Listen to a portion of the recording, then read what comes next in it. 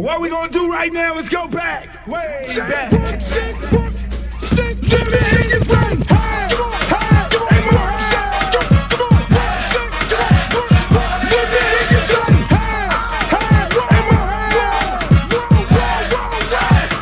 because they do the round. Fat girls like do the round. Woo. Fat girls, let me see you grind. Woo. Fat girls just doing their own thing right there with the fat thing. And fat girls just shaking them thighs. Fat girls don't make count rock. Excuse me. Baby. What's up? I thought you was gonna start hanging out with the big girls again. What is all this trash? But like that girl, hit the ground, hit it up, and you hear that sound. Fat girl just looking so sweet. Fat girl don't make it equal.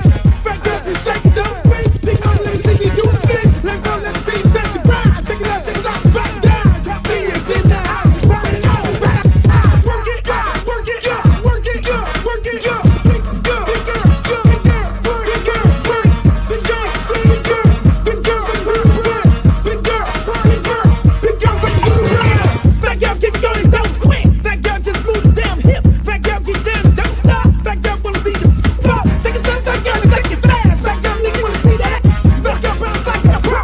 Fat girl, go what you know. Fat girl, shake, see you rip through what? On the web, wet, hard, part two. Looks in the house, y'all know the game. Fat girl, don't have no shame. Shake that ass, bounce to the beat. Fat girl, shake it, jiggle like me. St. Louis, back to the top. Like I like to do the ride. Work it, work it, work it, big girl, big girl, big girl, big girl, big girl, big girl, big girl, big girl, big girl, big girl, big girl, like do the dance. Hey, more hey. Let me hear you say, hey, more hey. Big girls like do the dance. Shake, work, shake, work, shake, work, shake, work, shake, shake, work, shake, shake, work, shake, work, shake, work, shake. To the ground, to the ground, to the ground, to the ground. Now sick of this. Now I want to show y'all a real show with the big girls. Oh, fat girl, part 3. Can't hang with 106 beat. Fat girl know the happen, don't quit. Fat girl run like you own it. Put your hands on your hips and grip it. Now new, I'm gonna look like it off the that. Fat girl bring the crew to top the climb. If not, I'ma pull the panties down. Fat girl bounce hot, stop tripping. If you do get chicken and hot bitch with a lot of rock, come to the night speed. I really shit get the day in the world cheese. Bounce fat girl, show the boys a shot. Let me see if the fat or not. Don't put fat girl, y'all like the down. Let you out, let me see y'all do the rap.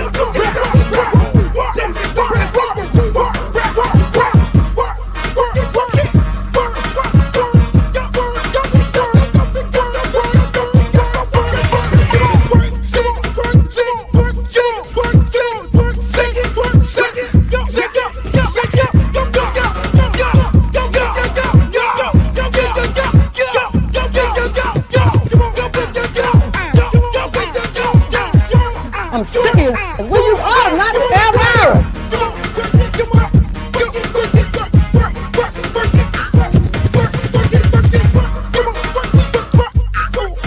Oh, not the Britney Spears. Hey, how you doing? Big girl, big girl, big girl, big girl, big girl, big girl, big girl, big girl, big girl, big girl.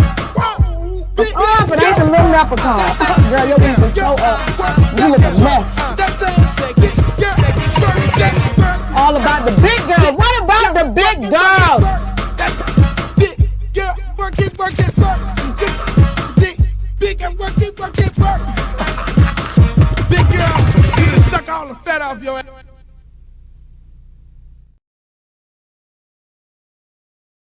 ass. Big girl, you done shook all the fat off your ass. Big girl, you have shaken the fat off your ass.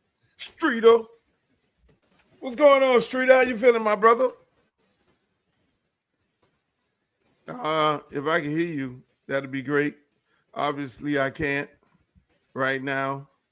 You are experiencing technical difficulties. Yeah, but that. Hold on, 1, 2. Come on, Streter, man. You can't be bootleg, man. Oh, don't be up here hating. Don't be hating live. You can't be bootlegging, man. Come on now. You got to be ready to go, Streter. This is the show. This is the big show. We done went all weekend. We done blew up the whole weekend, Streter. We blew up the whole weekend with the last Nasty Work show. We got another dude talking about he's the original Nasty Work. We got the Canes fans loving and hating the Warren Sapp interview. I mean, you bringing it every week, Streeter. I mean, what are we doing? I mean, don't be up here gaslighting me, dog. Don't be gaslighting me. You sound like them people from the FBA, man. Don't be gaslighting me, dog. Whatever gaslighting don't me. Be gaslighting me. I think that's what you're doing right now. I think you gaslight me. The next thing you're gonna be asking for is tangibles. What? Where's my tangibles? Where's my tangibles? Streeter, how you feeling, man? How was your weekend, my brother? Oh man, I had a great weekend, bro. I mean, it's a holiday. I know you had a great weekend, man. You stay busy, man. Do you ever take off? No, man. I mean, that's part of the problem. No, man. I'm always doing something. 3 o'clock in the morning, 4 o'clock in the morning, talking to people overseas. I'm always doing something.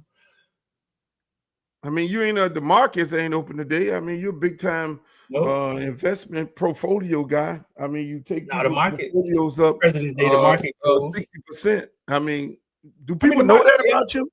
Huh?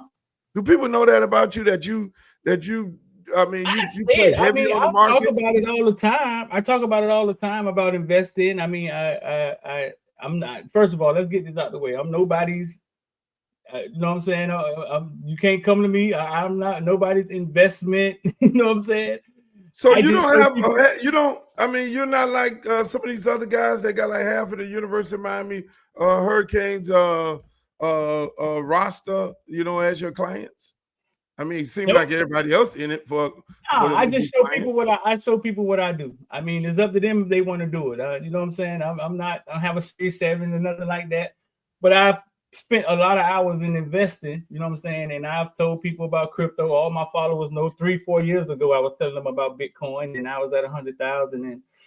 And so I'm not your financial advisor. Let's get that out of the way, Luke. But I do show people what I do. You know what I'm saying? I show people what I do. And I sit down and I teach people. I got a class today, man. You got a class today? Okay, where people can go see this class? I got a class today, yeah. And I just show people what I do, and it's up to them if they want to follow what I do. There it is. Hey, man, we got a lot to cover today, man. We got Omar Kelly going to be joining us about 10:30 today. Man, there's so much to cover. It's a lot of shit to cover. What's some of your folks talking about, you know, that Warren Sapp interview? You know, it's a whole bunch of people were talking about that. A whole lot of people. Yeah, bro. I mean, I got shout out to the villains, man. We got the villains in here, man, in the house, man. They always in the house. Shout out to Bird and Chris. Bro, people love the interview. They really did. I mean, they like I tweeted out some of the stuff, you tweeted out some of the stuff. And some of it, I mean, they got emotional about. They got emotional about Warren Sapp telling this truth, Luke. Like Warren Sapp said, hey, listen, I asked to be quality control coach at Miami first. Oh, keep him away from the program. Yeah, you guys are starting stuff. That's the man truth. You know what I'm saying? A Hall of Famer said he asked to be the quality control coach first. Somebody told him quality control guys at Miami work 20 hours a day. They said Trump was bringing back slaves. They said Trump was bringing back slaves, Luke. You working 20 hours a day. You working 20 hours a day, boy. You know what I'm saying? I work a lot for my own stuff. You know what I'm saying? You working 20 hours a day. Like, yeah, you close. Yeah, you close. You are definitely close. Yeah. So a lot of Kane fans got all bent out of shape about that. You know what I'm saying? Thought it was bad news. No, it's just his truth. A Hall of Famer told us his truth, and we reported it. What's wrong with good reporting? I mean, what's wrong with that? It don't go along with their narrative. Emotions. You can only to some of these people, you can only insult the Canes when they lose. Then you say what you want to say for 48 hours. You can only insult the Canes when they lose. I mean, hey. Yeah, you can only say something bad when they lose. So if they lose, you better, like Barry Jackson, you better get it all out. I mean, hey, let me tell you this. It was some gems in that interview. We talk about the whole thing of him not being able to get an opportunity to coach at the University of Miami. But the biggest gem for me was, you know, how he bigged up D-Lou and told us basically what we were getting in him as a coach when most people online was trying to make it seem like, Sap was hijacking the program from D-Loop, and that was crazy in itself. But that's a whole nother story. Hey, Right. let me ask you, since we got a lot to cover, how did you like the NBA All-Star Weekend? I mean, we just came off the weekend. I mean, my take on that whole thing is Adam Silver has actually lost it. Is crazy. The All-Star game is horrible. LeBron James at the last minute said he wasn't going to play. I mean, what's your take on that whole All-Star weekend? You know what, man? Sometimes you gotta hit a U-turn when things are gotten too old. Like I saw somebody say the 3-point contest is now the event. It is the main event. Like the dunk contest. The dunk contest is we've seen almost every dunk, and the guy can only jump so high. You know what I'm saying? You know what I do like about what the NBA gets is how they implement mainstream stars like Kevin Hart walking in through the locker room and putting on LeBron shoes and stuff like that.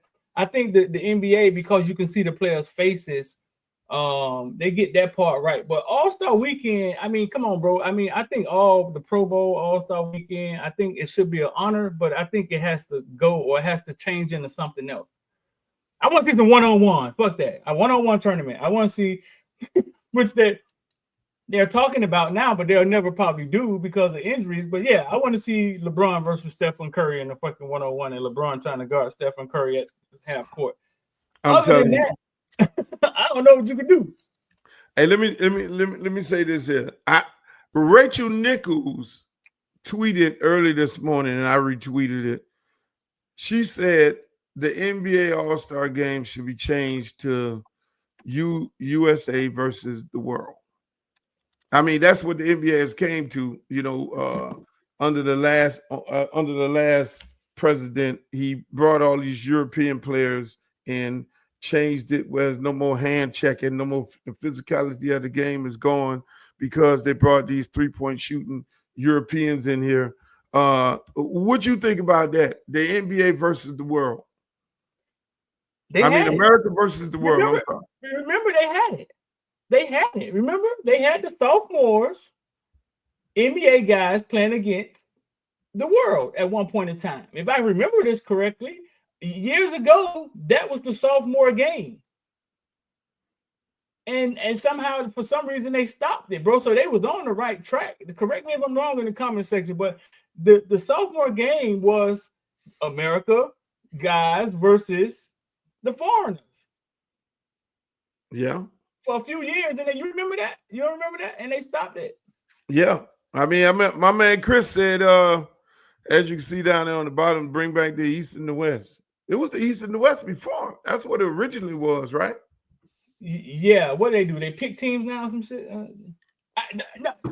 No. Man, they did everything. The only way you get a competitive game, I believe, is the America versus the other player. I think that's the essence of basketball, and I think that would create a competitive game. I believe if you can get get them this trash talking and get that going, I think it's enough overseas players now. I believe it. I'm sure it is. I mean, it's crazy. I mean, hey, Huntsville, Alabama is in the house, so we got people worldwide. Streter, people are from all over the country listening to the show. Huntsville, all over the world. Y'all check in. Streter don't believe. Streter just think we people from Miami is on here. Alabama.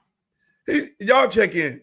Let me know where y'all from. But here's another thing. Let me ask you. Let's go back to this University of Miami.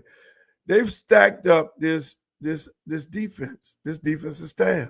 I mean, what you think about the new hire that they just hired, the guy that they took from? No, I think they went out there and I think they listened to us and they went out there and started getting some guys with some cachet, and I believe they got some guys that look good on paper. I mean, at the bottom line of it, it has to happen in the game, Luke. I mean, my concerns with Miami is not anything on paper.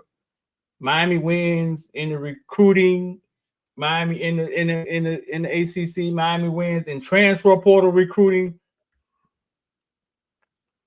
You know, we always winning on paper. They got up to 10 wins last year, man, and it has to happen. It has to happen in the game. But I love the hire. I love the hire, man. I love the hire. I like the fact that it weakens Florida, the Gators. You know what I'm saying? The fan in me taking that DB guy, that number one recruiter, and yeah, I love it. It's about to land us one of the top defensive backs in the country, Mr. Jalen, who's committed to Florida and just decommitted. So I love it. It just has to happen in the game, though. Everything at this point is what's going to happen when it's big. It's winning time. Right. That's where I'm at with Mario and the staff. I mean, when it's winning time, like when it's winning time, what's going to happen? Are we going to take a knee? Are we going to run the ball when we're supposed to? All our issues is coaching issues. All our issues is strategic decision-making issues. Hey, listen, let me tell you this. Shouts out to Opalaka in the building. We got Houston in the building. We got Scottsdale, Arizona in the building. We got everybody in the building. Hey, look, I was at Hialeah. Hialeah. It don't get no Cuban than Cuba. And the only place it gets more Cuba than Cuba is in Hialeah. It used to be Little Havana.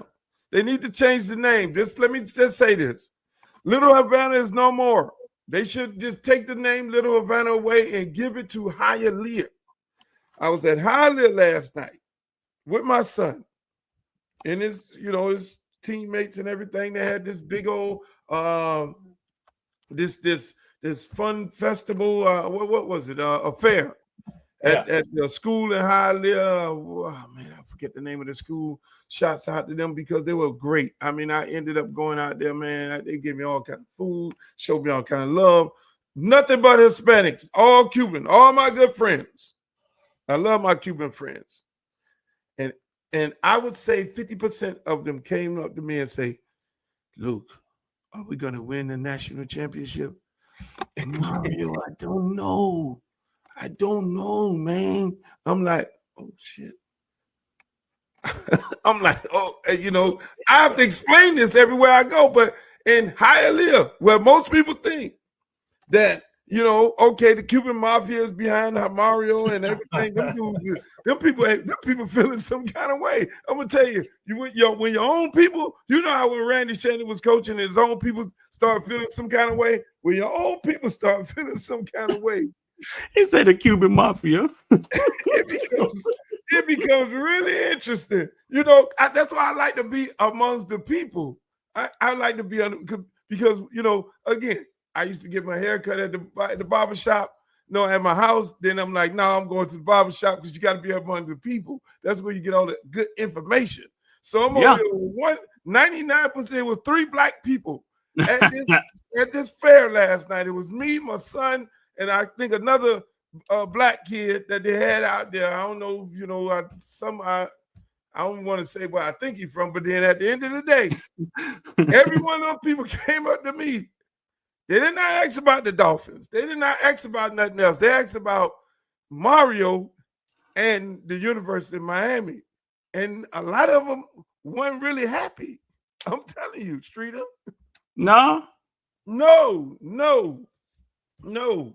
Since I invoked the Dolphins, ladies and gentlemen, without further ado, we're going to introduce to you all the greatest sports writer for the Miami Dolphins. Well, the second greatest, because Edwin Pope was the greatest, because I'm old. See, y'all young. You're young. You don't know nothing about Pope. I don't know about no Edwin Pope. You do not know about Pope, so don't even Google, don't even go there, don't even think about talking about Edwin Pope of the Miami Herald. Ladies and gentlemen, the one and only Omar Kelly. What's up, my brother? What's happening, Luke? How you doing? Hey, man. I'm good, man. Bro? Congratulations on your podcast. I'm a big podcast fan. I do check in every once in a while to watch and hear what y'all talking about, what's going on. Listen, keep it going, because this is the wave of the future. This is how people get their information nowadays. Hey, man, you actually inspired me to do a podcast. When I remember you. It was the Pivot. I Am Athlete. I'm Yeah. athlete. That was before the pivot, right? Yeah, that was before Yeah. the pivot. That's a traumatic point in my life. But yes, I remember I tried to get you on when I took over as a producer. I tried to get you on, and he was just like, I don't know if this young generation gonna connect with Luke. I'm like, are you kidding me? Luke is a legend. Luke is a legend. And at that time, that French Montana song was out, and I'm like, and I'm glad you got your masters now, because so many of your songs, Luke, can be remade. You know that, right? Yeah. Hey, look, I think it'd be funny when people say that. That means they are not connected with the young people. I mean, I was on Sicky Mode. They sampled me. Travis Scott. 21 Savage. Always. Just There's like so many of them, dog. Come Montana. on, man. I mean, and especially if you're in a South Florida club, you know it's gonna be a 30-minute little Miami segment. If you're in South Florida club lounge, come on, who not playing Luke? Like, who is not playing Luke? Scarred. Who is not, like, come on now. Yeah, I think I'm at every AKA event as well. You know, I'm the theme song for the AKAs. Which song they dance to? Oh, they dance to Scarred. Oh, Scar. Okay, they got a whole dance with Scarred. I mean, if you well, everybody think they connected to the young people, but they really not. And the crazy thing about it, I do a show for young people with a bunch of whole young artists, and then I would go and do a show with the old heads. But I think I'm probably one of the only artists that's actually doing that right now today. I mean, last time Rihanna's husband was down here, he asked me to perform with him at Rolling Loud, and I went out there and people lost their mind. I mean, no, you good enough. You good enough for Usher, but you ain't good enough for Brandon Marshall, bro. No, see, Omar didn't call the man name. I listen. You gonna say I am athletes and we not know who we talking about? That man is destructive. Let him continue to destroy his life. Let it be, man. Oh shit! Come on, man. Hey, that's all we got. Omar. Let it be. Let it be. He destroy everything he touch. Oh boy! Shots fired already. Is that bad? It's bad. It's bad. Yes, it's that bad.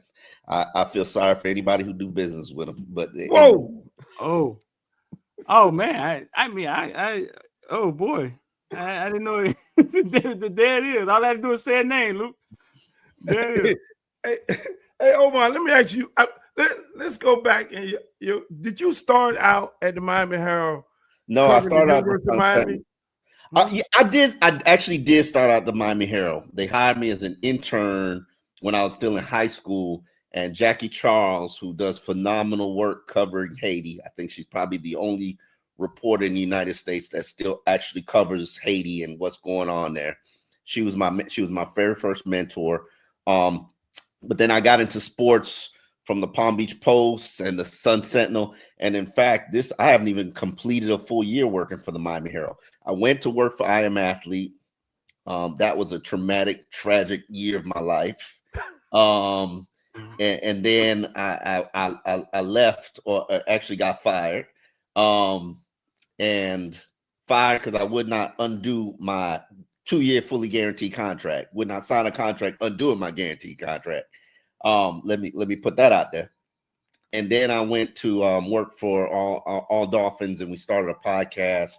And then the Miami Herald had an opening and called and fully homecoming. Place where I started in 1993 as Barry Jackson's intern too. As Barry my first job was as Barry Jackson's intern. He was my mentor. He was my mentor. And now I work with him. How long Shouts out to Barry Jackson. I know, right? How long has Barry Jackson been there? Jesus. Oh, Barry's been there a long time. Barry's probably got a decade on me. So Barry's been there 30-something years. Oh my God. Damn. Oh. Barry Jackson. Hey, look here, man. You interned with probably one of the most notorious dudes ever who make up stories and shit. Barry don't make up stories. Barry do make up stories. Barry made up a story about me when I was coaching at Northwestern. I'm like, Barry, that's what you did, Luke. Barry, what you did. Barry. Hold on, you not coaching at Northwestern now? No, I'm at Edison. Okay. I'm sorry. Yeah. Edison. Yeah. See, there you go. Yeah, you doing the Barry right now. Barry make up shit, but then Barry be on point a lot. But my girl also is Jackie Charles. That's my girl. I love her to death. Jackie keeps me on point. Her and Audra Birch and all the rest of them. Audra went on to other places to work. I think Washington Post or something like that. Yeah, Boston Globe or something like that. I know what you're talking about. Jackie is much like me, where I've had opportunities to go other places. This is home. This is it for me. I don't care about nobody else. I don't care about no other city. I don't care about no other teams. Like I had a chance to go to Washington and I had a chance to go to Boston. I couldn't care about the Patriots or the Commanders. Like I couldn't cover them the way that I cover my team, because I remember when I was in 7th grade living on every single word about the Heat and the University of Miami and the Dolphins. I can honestly tell you I wasn't that much of a Dolphin fan, but I cared about all the other sports. University of Miami basketball, football, the Miami Heat. I'm still a Heat fan. I've been a Heat fan. Ronnie Cycli, Gillian Rice, Steve Smith. You couldn't tell me nothing about that team. They was gonna take down the Bulls. I was that naive, you know. When they were the 8 and the Bulls were the 1, yeah, they couldn't even get a game. That's interesting because the media is supposed to be impartial, and you feel that because of your passion or for the city, for the sports, it makes you a better writer. Yeah. And here's the reason why, because I think that I feel like I have to not everybody gets a chance to talk to, question, second guess the head coach, the GM, the players. And I feel like because I'm a Miami native and resident and I know where the fans have been, I'm an advocate for them. So that's why most of the time I'm on Twitter, I'm figuring out what the pulse of the people is in terms of what they're saying. Now, do I want to be the people's therapist? Hell no. I don't. After a Sunday loss, don't bring your trauma to me. Like, I'm not the punching bag, but I do want to know what you feel, what you talk about. Like, you know, everybody knows this year. Everybody I hope you ain't buying. I hope y'all renting and leasing, because shit. If you don't get it right this year, all of y'all gonna get whacked. Everybody. So when you're in that situation, that's my job right now, is to make sure to watch them, to make sure they don't do no desperate, stupid stuff. And then when they do desperate, stupid stuff, call it out and be like, yeah, that's stupid. That's desperate. Like, what are we doing this for? If we know they're going to let them do what they do, which is max out daddy credit card again. But so you were at the end of the year, you were real critical. I listened to you on the Joe Rose show, by the way. Shouts out to Joe Rose. Every time I'm taking my son to school, 6 in the morning, you know, I have half the time. So, you know, when we rolling up to school, he don't listen to no music, nothing. He's a Dolphin fan, Hurricane fan, everything. So we sit there and listen to you on the way to school.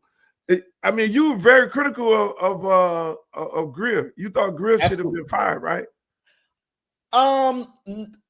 Yes, I think he will eventually be fired. The reason why is he's not good at drafting. He's okay at free agency. He's good at trades, but I hate the way that they're financially built. The Dolphins' business model is, let's pay these 7 players $20 million, and then the rest of the team is filled with draft picks, which 33% of them are good. The rest of them are just guys that are there. And then we got to fill the rest of the roster with old and injured players, because that's all we can get with what we got left. I think that's a horrible business model. I think and this has nothing to do with Tua. Tua is a totally different conversation. Just the way that you have structured your team and your roster, where every year you gotta squeeze the lemon because you gotta create cap space to go out there and do it all over again and spend more money. Like, come on, man. Like, if you spend on free agency, it should be a finishing piece. The foundations of this team is spent on free agency and trades. And I just think it's a bad business model. I don't have an issue with the coach if he can regain the trust and belief of his locker room. But the person that's putting it all together, you really think Mike McDaniel is a leader of men? I think that, and you can help me with this, because I think that today's athlete is different than 10 years ago and definitely different than 20 years ago. You cannot MF an athlete today. You can't do it. If you MF an athlete today, they're gonna check out. They're gonna they want to trade. They enter in the transfer portal. They gone. I remember this was in the Adam Gase era, and I think that was when the switch was happening. I had some beefs with a couple of players on the team. Oh, you got a lot of beefs with a lot of players. But my beefs will stem from me talking about Jordan Phillips. You lazy. You lazy. You half the time you just going through the motions at practice. I called you out on it. Okay, you got in your feelings about it. Then you're going to dominate practice the next day. The coaches came up and congratulated me and thanked me because they're like, oh, okay. Like, you could get something out of him when you motivated. Like, and Adam Gase explained to me, he was like, this generation of athletes, they can't handle criticism. You cannot criticize them. So if I'm doing it on a public format and the world is seeing it, and that was back in the day when I used to cut up the film and show it to you, and they used to get in their feelings about that. He was like, yeah, you got to stop doing that, because it's like, it's one thing they can get criticized privately in a meeting room and okay, correct the behavior. But when you putting it all on Front Street, they're going to have a problem. And it's just evidence. This generation, they cannot be criticized. I don't know what. I think a lot of people think that, because I mean, when you look at Kingsbury, he went over there and Arizona didn't do good, babyface coach, and I know Kingsbury, shouts out to him. He's gonna be a good coach. I mean, would you look at Flores versus McDaniels, and Flores started off rocky with the team. Obviously, they was trying to lose. I don't even count that year. They were trying to lose. Exactly. So then now, when Flores was put in the same situation, I know you a little critical of Flores also. When he was put in that same situation where they needed to run off 8 games to get into the playoff, he did it by tough love, and then he never made it to the playoffs. But he didn't make it. What he ran off like 8 games? 8 games to put together a winning record. He never made it to the playoffs. I understand what you're saying in terms of how they basically did the same thing last year and this year. They didn't make the playoffs, and in fact, maybe Flores finished better when in his last season. But the thing about Flores is he wasn't fired for performance or I think coaching. He was fired because he could not get along with everybody. Like even his coaching staff, he could not get along with them. Then he couldn't hire an offensive staff. The biggest thing about Flores is, okay, what you did from an offensive coordinator, it wasn't working, the dual offensive coordinators. And you did that only because you couldn't hire anybody of quality because they wouldn't come and work for you. And then, so what are you going to do again? What are you going to do the next year? Who are you going to hire? Nobody want to, like his reputation, his best friend left him after 1 year in Patrick Graham. His best friend left him after 1 year. He was like, I can't work for this. I can't work for you. If we're going to be friends, I got to go somewhere else. And they said, okay, he's going back to the Giants. Patrick Graham been about 10 different places. He just, it's, when you can't, it's, those people that just don't know how to talk to you, don't know how to talk. Yeah. They get mad. They don't know how to talk. That was Flores. He get mad. He don't know how to talk. He don't know how to talk to people. Omar, my question is this: only a few black coaches make it to be head coaches in the NFL. How does a guy like they all get set up for failure? But how does he make it there? If he can't get along with anybody, does he change? How does that happen? he had the endorsement of Bill Belichick. But Okay. I'm of the opinion that the Bill Belichick way will never be. Even for Bill Belichick to succeed, in my opinion, he's got to change. He's got to metamorphosize himself, and that's why I think college is going to be good for him. Because in college environment, I don't like the way you talking to me. I don't like the way you coaching me. I'm gone. Right, Luke. I'm out of here. Yeah. So if you sitting up here invested in a young man and don't know how to talk to him, don't have a relationship with him, don't have a bond, don't have him believing that you're there for his best interest or what you're doing or saying is going to benefit him down the road, they out of there. So you can't even build a program. I don't even know how these schools build programs anymore unless you paying, unless you the paymaster. They don't either. They're trying to figure it out. They don't know. They're trying to figure it out in real time. And here's my problem with what's going on. Imagine what it's going to be like 5 years from now, 10 years from now, because these athletes are now entering the NFL and they don't want to be coached. They can't handle criticism. They like some of these guys are going to come to the NFL and take pay cuts to be 3rd, 4th, and 5th round picks. Like now, it's beneficial for you to stay in college because you can make good money in college. Like, what's the UN quarterback back making $4 million? He was never gonna make that in the NFL. No, which is why he stayed. I pray to God he's good because he can make it a lot of money. Like he better be good. Like Cam Ward made $1.4 million. You making $4. Like you better ball. Because now we can't treat them like college athletes because they paid. That's what they don't realize what comes with it. But Luke, you're not coaching these kids soft. Like, hey, Omar, Luke is not coaching these kids soft at all. And that's why I don't know how Luke is doing it because I know Luke. I've seen Luke from where he was running Pop Warner. Like, I don't know how you coach these athletes nowadays. You don't care. I tell them, when you come to Miami Edison, I say this ain't for everybody. I'm gonna tell you this now. You're gonna live hard. You're gonna run hard. I'm in the run program. You're gonna run like a runaway slave, and you gonna get coached hard. Ain't no babysitting over there. And I think when you do look, even with the high school programs, the high school programs, the teams that coach hard, you get the best results out of the players going to the next level. You know staffs that has a bunch of divas that want to be baby. And you look at their program and then you be like, okay, y'all won a bunch of state championships, but how many players you got in the league? You know, a lot of people can't say that, where, we know it's 1,200 people in the league. So it has to be the best of the best getting in there, but it becomes hard work. Speaking of hard work, you got your man, former Dolphin player, Sean Elliott, saying the Dolphins soft as fuck. They ain't gonna never win because of the city. People come to practice late. When you heard that, and as a reporter, as a Dolphin beat reporter, when you heard that, I mean, what came in your mind? Because I never saw that being reported, or did I miss that somewhere down the line?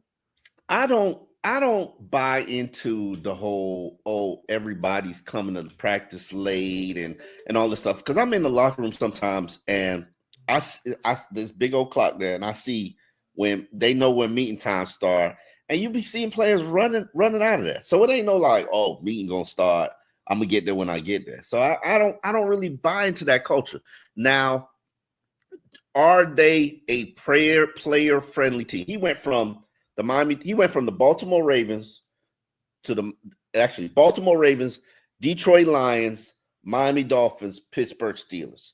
Which one in that group is out of the norm? You understand what I'm saying? Mm-hmm. Especially when he was with the Lions, where I think he was with Dan Campbell. And I know Dan Campbell. Dan Campbell, he's a player's coach, but Dan's going to coach you hard. Dan's very first practice as Dolphins interim coach, it was an Oklahoma drill because he, for the first period of very first practice, he was like, we're going to change the culture around here. This is a player-friendly team. And I believed what Mike McDaniel was doing in terms of empowering the players. The players have more power, more say last year than any organization that I've ever seen in my life. The captains, the leadership council, they call the shots. What day we want to practice, players decide. How long we gonna practice, players decide. What we got an issue on the team, players meeting, players decide. Punishment for players, players decide. Is that always good? I don't know, but I think it's more. And I'm not saying that Mike McDaniel's everybody's buddy, even though he is everybody's buddy. I remember writing something. I remember looking it up and writing a column about this was before this was when they would just started losing, and I think Tua was coming back. And I blame a lot of the issues that they had last year on not having Tua, because they would have been a better team with Tua, no matter what you think about him. But I looked it up, and for 3 years, three years, Mike McDaniel had never demoted a single player. Nobody who would ever, but based on performance. Nobody. It had if something changed to the lineup, it was because of an injury. For 3 years, even when guys struggled, because I looked it up with Julian Hill. Julian Hill had replaced Durham Smythe, who just got released. That was the only demotion that Mike McDaniels had made in 3 years. And I thought to myself, like, you can't run an operation like that. Players have to feel like, I could lose my job, or I have to be more accountable. And so I think there has to be some sort of balance. Now, does Deshaun Elliott have a point? Is Miami culture very difficult on this athlete? Luke, you see it. You be a Tootsie. You know sometimes. Yeah, Tootsies. Shouts out to all my the managers in there, George and all them boys. Seafood rice, lemon pepper. Now I will say, Tootsies, I've been a little disappointed the last 2 times I've been there. The lemon pepper wing was not on point with what I expect. I think you a top 10 lemon pepper wing establishment in all of Miami. And Omar, you going to Tootsies and be critical? You're critiquing. I'm there for the food. Luke, I'm honestly there for the food, because if it was for the ladies, I would be somewhere else. I'm there for the food. God, this man going in there critiquing Tootsies. You leave. Tootsies is the place, Omar, where you get away from it all. Where you get away from your regular job. You go there, you look at the sights and the back rooms and the lemon pepper and the. But Tootsies strippers don't even dance. Don't let me start on the dance. I go for the food. Number one, Tootsie. That food is better than most restaurant food. Even what's that guy that do the reviews? The Dreads. He got like a little social anxiety. So I forget what his name is. Talk like he autistic. What is his name? Yeah. He did a review of the Tootsie's food. Really? He failed him. Luke, he failed him. He was like, maybe I got the wrong chef. He was like, this is not good. This is not what I expected. And I'm telling you now, listen, you got to put, like, I expect top shelf food from Tootsie's. I expect 5-star cuisine from Tootsie's. And it had fallen just a little bit, Luke. I'm just saying, the dances now, that's a totally different conversation. The environment, I would like a little bit more hip-hop music, but that's my personal taste. If I go to Tootsie, I know what I'm going for. But anyway, back to the conversation. It's hard. I remember talking to a former Dolphins executive, and he was like, yeah, I forget which it was a Ireland Parcells regime, and they were like, yeah, we gotta have married guys. We gotta draft married guys or engaged guys, because this environment will eat them up. And you know what happened? The 2 draft cycles, all of them dudes was married, engaged. All of them dudes was divorced. Wow. Divorced for 2 years. Hey, damn. What? Let me tell you, it's hard out here, Luke. It's hard out here. It is hard. I don't think fans capital of America. So once them girls get their claws in you, Luke, it's hard out here. Then if they like gambling, it's a hard rock. I'm not saying like you think that you face the same challenges in Green Bay or Baltimore or Charlotte that you face down here. Please. I think it's more of, and I don't think it's I don't think it's Tootsies. I don't think it's. I ain't blaming Tootsies. I'm not blaming Tootsies. Yeah, But I don't think I know a star on the team who eventually got traded or banished. I can't remember which one. I swear to God, I ain't never been to Tootsies and he not be there. I swear to God. Wow. You're like, that's a problem right there. Huh? You know, what I do know is this. What most people, I don't think it's the actual establishments, but I think it's the access of the gyms that are in the establishment, because I'm aware of a whole bunch of house parties with some of the guys on the off day. Hey, we're gonna go get us an Airbnb house, and we're gonna get the cards out, and it's a lot of house parties going on with the girls. It's a lot. I don't know if they're using the baby oil, but it is a lot of house parties. I did not know. You put me on to something I did not know. It's some house parties. It is some house parties where you leave your phone at the door. You know, that's what the professional guys do. They don't necessarily get wild, and it's the out of town players that goes to the Tootsies and they get caught up in the booby trap and all that. You know, that's how I tell my betting friends, look, just go booby trap. If a team coming in to play either the Dolphins or the NFL, they sequestered, they can't go nowhere. The home team, the home teams have house parties. They'll bring the girls over on the off day, and the single guy, he'll either had a party or they'll go rent an Airbnb, and then they'll get the party going. Hey, I just saw that you reported the other day that not Fightgate, but where the whole Richie Incognito thing was a big lie. Bullygate. I just saw your story on that the other day. Was that all a lie? I mean, how could something like that get by you? Or he's lying? No. What happened was Jonathan Martin did a big ESPN piece, and this is 10 years after the incident, and him trying to rebrand himself as, not the face of Bullygate. And he admitted in the story that at no point did I ever feel bullied by the team. This has been something that I've spent 10 years of my life trying to undo. I'm gonna read you the exact quotes. And now, as somebody who covered the team and had to deal with the Ted Wells report and all of that foolishness, I always knew Richie Incognito was being railroaded, and this is a lie. And the players claiming that they had a hostile work environment was bull crap. They was just a football team. And claiming that Jonathan had been abused by Richie, there was nobody on that team closer than Richie. Was Richie's way at times abusive? Yes. He was raised by a father who was a Vietnam War vet and probably didn't know nothing but abuse. And it was just a bad mix of two individuals. You know what I'm saying? But did Richie create a hostile work environment? No. Jonathan Martin wanted to quit. He said, I never believed for a second I was being bullied. Wow. It's a story that I've been trying to fix for 10 years. Not very well trying to fix for 10 years, but I can understand you don't want to be the face of bullying. But the truth of the matter was that season he was quitting.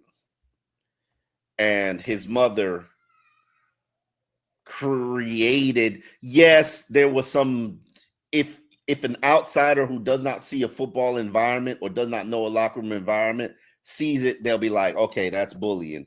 And I get it. Maybe you shouldn't shave a penis in somebody's head.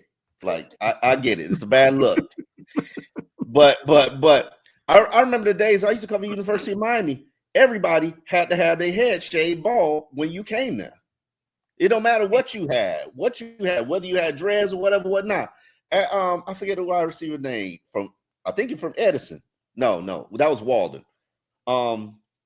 Everybody had to have their head shaved. Do you think you could shave a player's head now, Luke? No, that ain't happening. That ain't happening. They making too much money. It don't matter. I'm not even talking about NIL. They stopped doing that 20 years ago.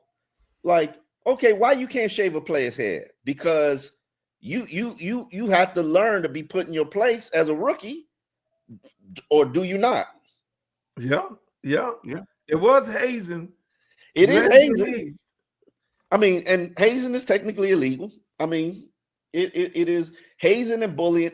I don't know where the line needs to be drawn, but I'm of the opinion that this is a very, very, very soft culture, and I don't think it's not built for football. If you need it to be soft, then you're not built for football. Because I agree. I sit and I agree with Tariq. Like, we need to add more dogs to the team. This team will never win without any dogs, and they are allergic to dogs. Hold on. You go ahead, Streter. Where speaking of Tariq, like, where were you when Tariq said he was out, and how did you take that?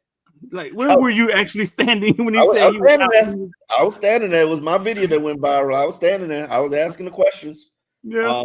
I'm sure my question about, okay, well, how does it feel to not get to 1,000 yards for, second time in your career, like, was what kind of triggered him? Because you triggered the man, Omar. I'm not taking full responsibility for that. Both of y'all trigger people. He triggers Mario, and you triggers you trigger Mario over there. Yeah. I got Mario. Yeah. I don't like. I have not Mario. I know Mario for years, and Mario's a great dude. But the way I hear things going over there, I'm like a little bit too concerned. It's like dictator land over there, and I'm like, yo, that's not who I know you as. To be honest with you, but hey, I don't cover it enough to know and pay attention. Well, it sounds like you're paying attention. I just hear about it. Like, I just hear about it from behind channels, but I mean, as long as he got the money, but my thing is, what happens when the money stop coming? Like, obviously you run by whoever's giving you the money. So the program's now run by whoever is the money man. You're right. And what happens? Go ahead. What happens when the money stop running, or you stop doing what the money man wants you to do? You know what happened? What happened? You got to depend on your coaching. Huh? I think a lot of that, Mario has got rid of another myth that he is a dictator. He's baby Castro, and nobody wants to coach with him as well. And then he just lands some top coaches. Okay. From on the defensive side of the ball. So I don't know. The jury is still out. People say a lot of things, but we don't know. But let me ask you, I'm surprised you agreeing with Tyreek. You call the man a self-proclaimed, you call him a quitter. Who? I don't call Tyreek a quitter. Social media troll. You call he is a social media troll. He's a habitual liar. You call the man everything but the child of God. Okay. I love Tyreek. I respect Tyreek. But Tyreek is a habitual liar. And you call him a liar. God damn it, man. Hold on, wait a minute. If you a liar, you a liar. That's probably the worst thing you can say about a man. That you're a liar. Stop lying. No. If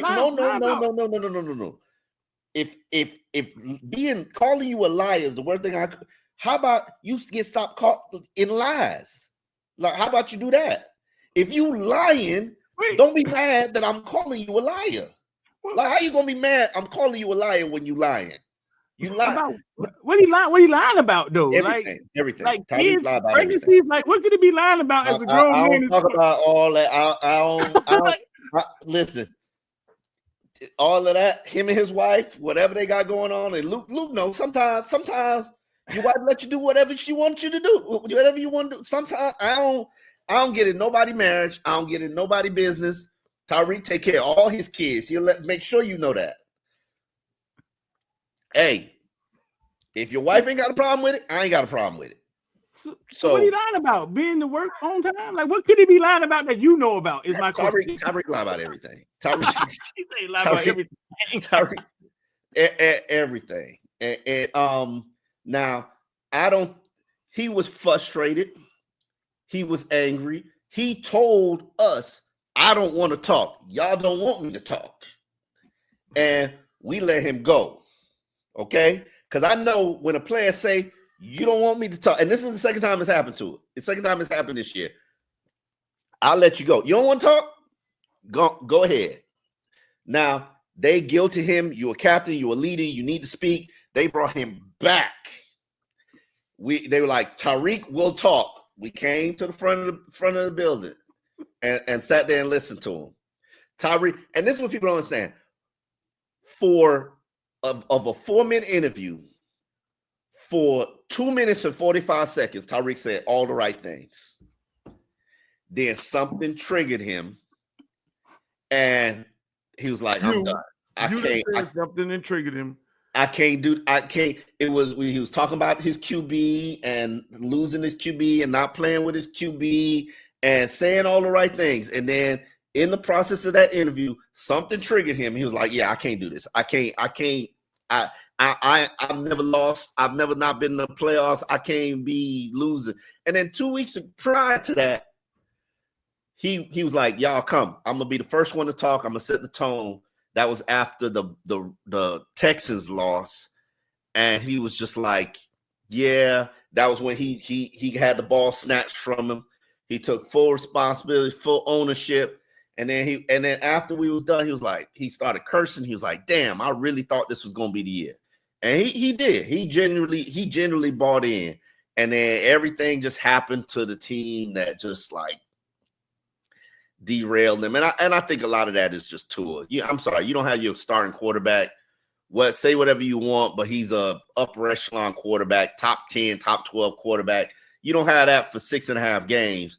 And then in the games you don't have it, your offense is the worst in the NFL. That's going to impact you. Then you don't have a running game. Come on. You can't. Like, to me, I think the biggest difference with the 2024 team and the 2023 team, which was very good, but fell apart at the end of the season because they lost a ton of guys, was the run game. If you looked at the run game, they had one of the worst run games last year. In 2023, they had the second best run game. Mm-hmm. And that makes everything easier for everybody. Like, they didn't even connect on one deep ball the whole year. How you go from having the biggest big play producing offense to no deep balls the whole year? Yeah, I saw some drops. You let me ask you, when you look at Jimmy Butler and Tyreek Hill, you think it's the same thing? You think he'll cancel to the team? It's time to move on from him? No. If Tyreek is traded or Tyreek continues to be disgruntled, everybody gonna be fired. It's season done. Don't even start the season.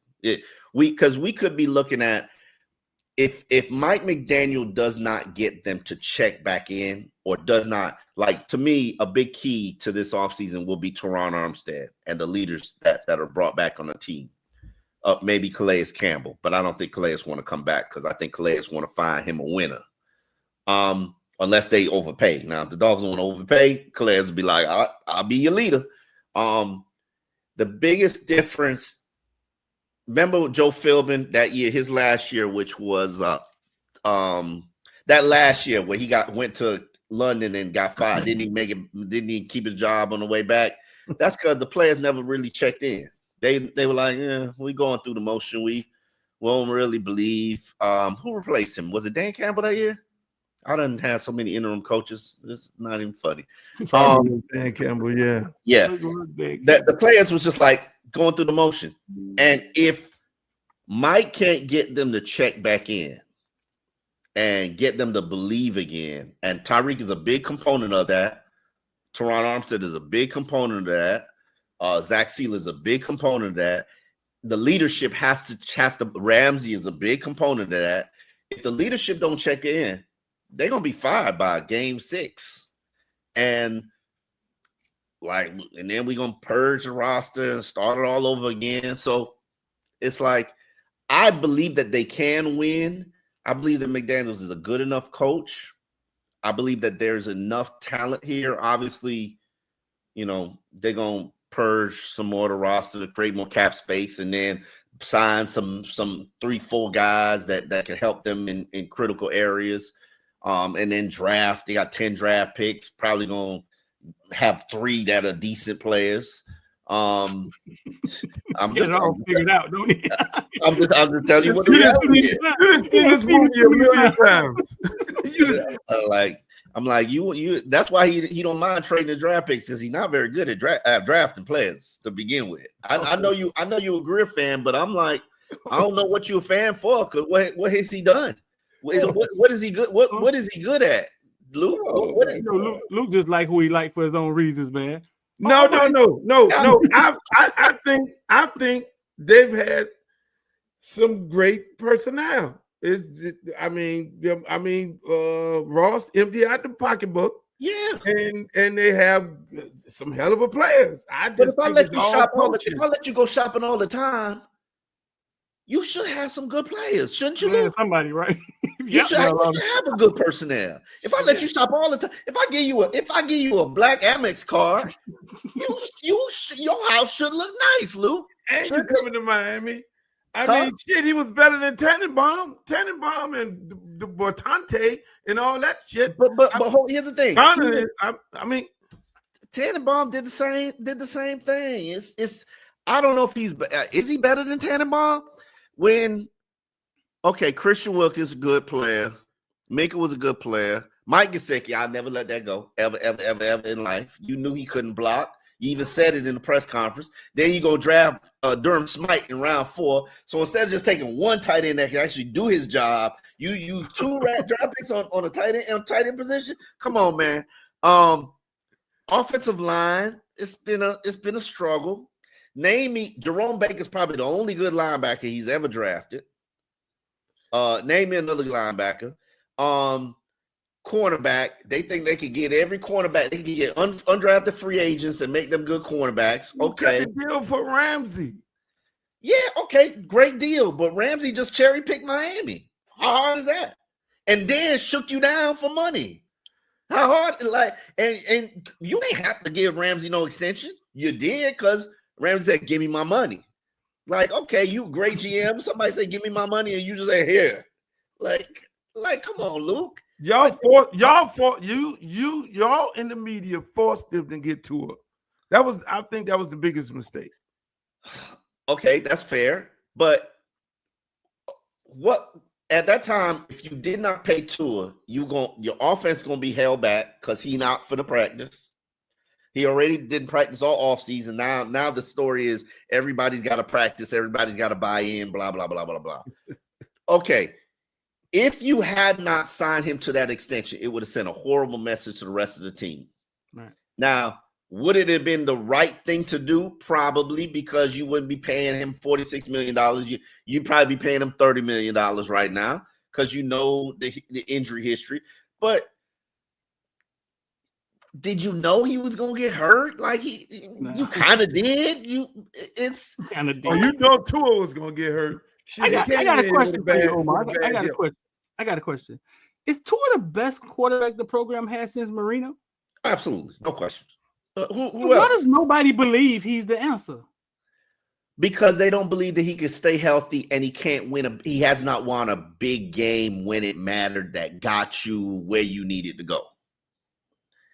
And I don't think that's all his fault, because a lot of times he's been in those situations. Like, I'll tell you, Kansas City game, Tyreek fumbled the ball, just led to points. Tyreek was not there, Omar. He was not there present at all. Yeah. The pressure got to him in that game. Eagles game. He rallying back. They about to tie the game. The receiver run the wrong route. He throw an interception in the red zone goal line situation. Okay, it happens. Buffalo last year, offensive line. He gets a final minute rally, and the offensive line just absolutely collapsed on him. No, that was Tennessee too. It happened. It just comes. But then the offensive line filled with 3 backups. Okay, get to a Buffalo.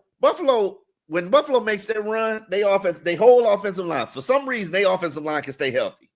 The Dolphins' offensive line, 3 guys on the sidelines. One guy playing with a separated shoulder. Like, come on, man. What like Liam Eichenberg's your starter? Like, Liam Eichenberg is gonna go on. He ain't never gonna start another game in the NFL. He done started 50 games for the Dolphins. Like, come on, man. You can do better than that. So you got it. So you say the majority, majority of the Dolphin problem was injuries. I mean, you lost 2 defensive ends in 1 year. You talking about last year?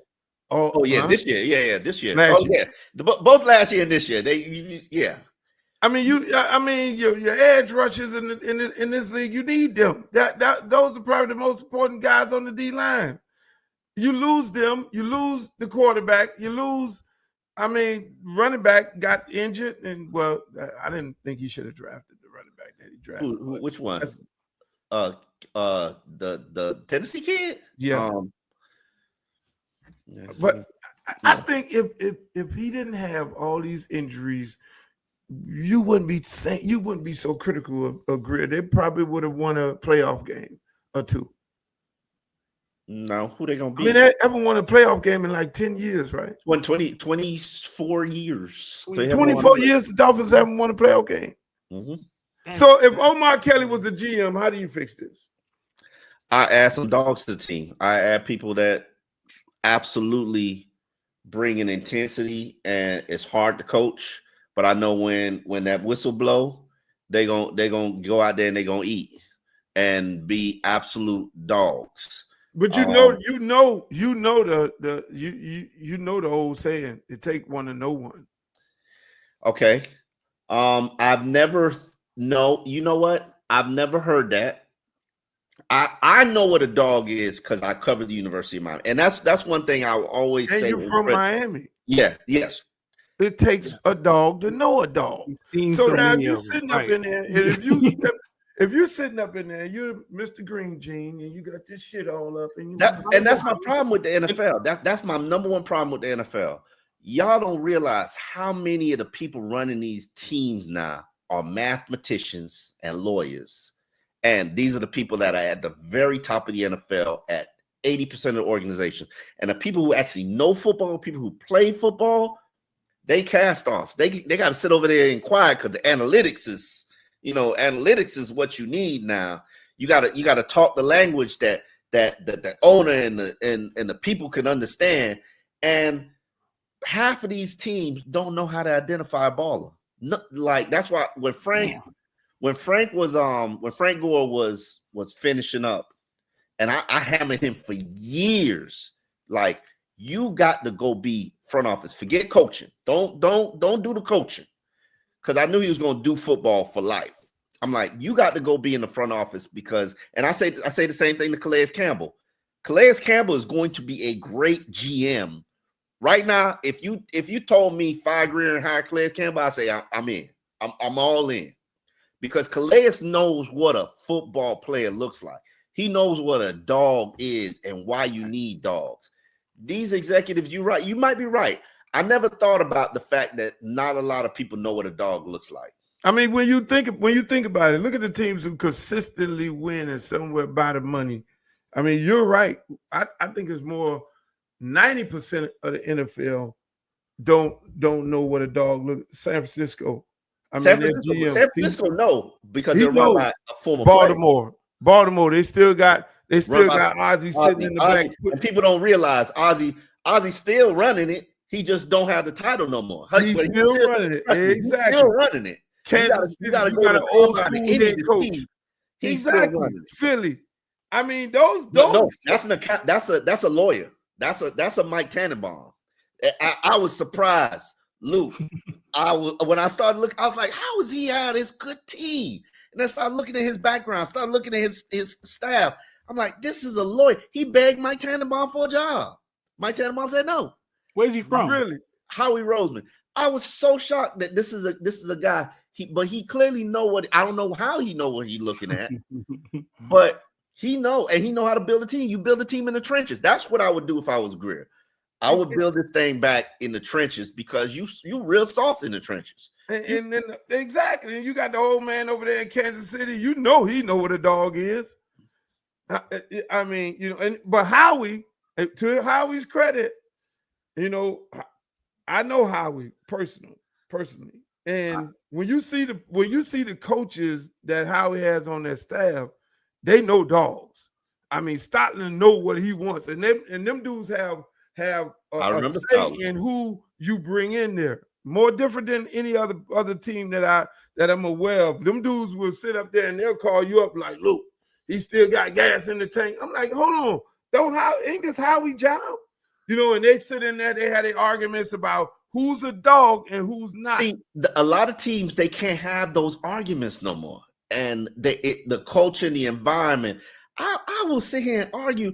I go, and that's the thing. That's why I really appreciate my start being the University of Miami. I covered Florida State during their great run, and then I covered the University of Miami.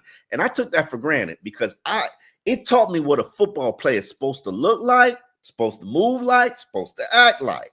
Okay, but if you ain't never seen it, you don't know. I saw the starter, the backup, and the number 3 guy player all go to the league. From whoever was starting ahead of Eric Winston when he was a tight end, and then Kellen Winslow, and then Kevin Everett. I saw all of them on the same team. Like, I could do linebacker that way too. I could do Olsen after that. And I'm just picking one position. I could do receiver too. I could do running back when Clinton and Frank and Willis and Najee and all on the same team. And that's the thing. I know what it looked like. I went to Bomarito. I went to see Pete Bomarito train guys last week. I go there. And I prefer to go there blind. I don't want to know what your ranking is. I don't want to know where you projected. I don't want to know. Sometimes I don't even know what position you play. I just be looking at them and be like, who is that? That's who I want to know about. Who is that? I found a tight end from South Carolina. Ain't nobody talking about this dude. I remember going there when I saw Stephon Diggs. This is my favorite story going to Bomarito.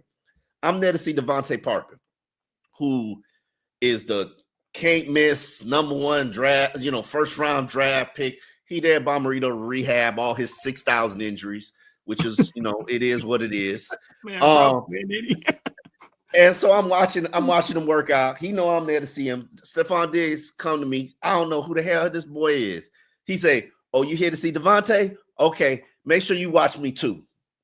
I'm watching him. He go in every drill right after Devontae. Killed Devontae.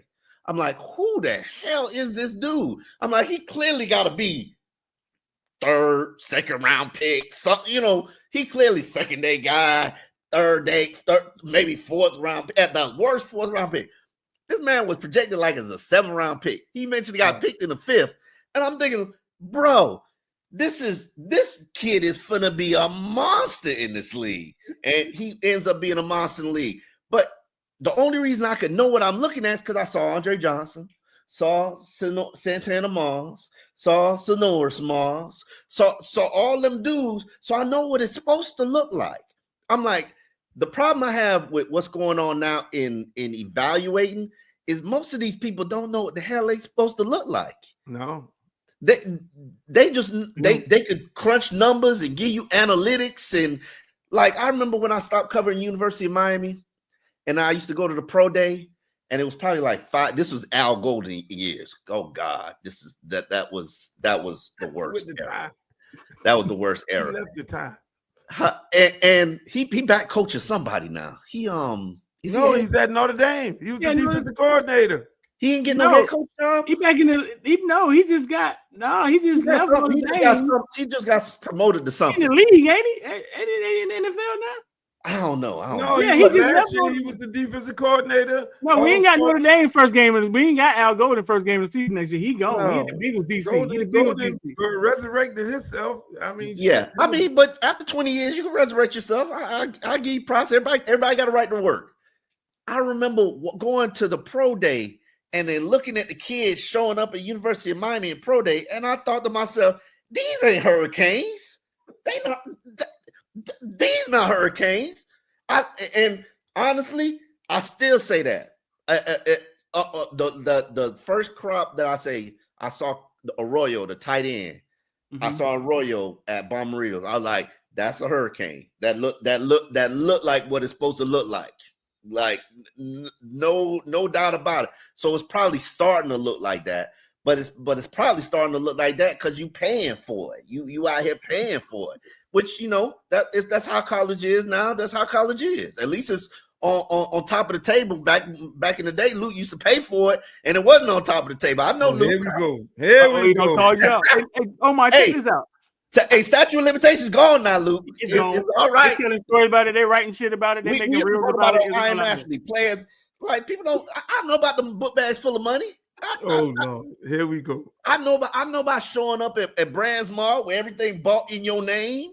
Like, come on. Oh shit! Look, you getting deep. Hold up now. You gonna put me break? I know how college work. I do know how college work, and that's why I knew it was a lot of money in it. It's a lot of money in it. Yeah. Hey, now we see exactly how much money's in it. I started Footballville with Duke Johnson, right? I started it with him. It actually started with him. He came to Miami Dolphins at the end of his career, and it looked like he still had it. What happened there? He still had it.